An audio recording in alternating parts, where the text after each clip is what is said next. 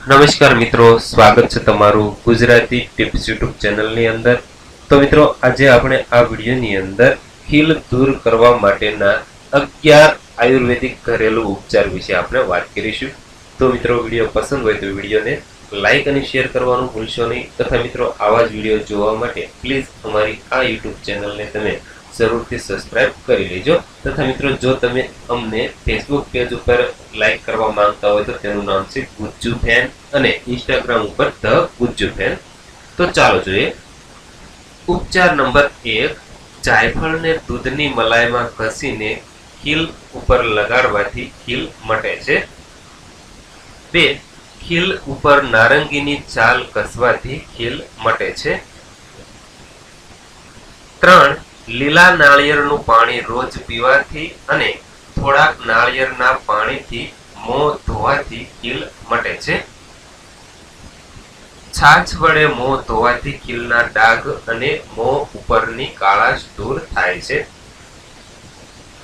રાત્રે સૂતી વખતે ગરમ પાણીથી મોઢું ધોવું, પછી ચારોળીને દૂધમાં ઘસી લેપ બનાવી મોઢા પર લગાવવાથી ખીલ મટે છે।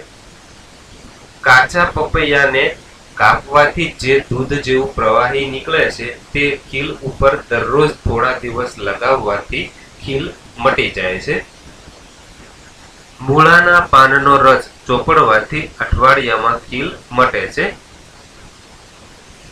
તુલસીના પાનના રસમાં લીંબુનો રસ અથવા આદુનો રસ ઉમેરી મોઢા ઉપર લગાવવાથી ખીલ અને મોઢા ઉપરના કાળા ડાઘ દૂર થાય છે।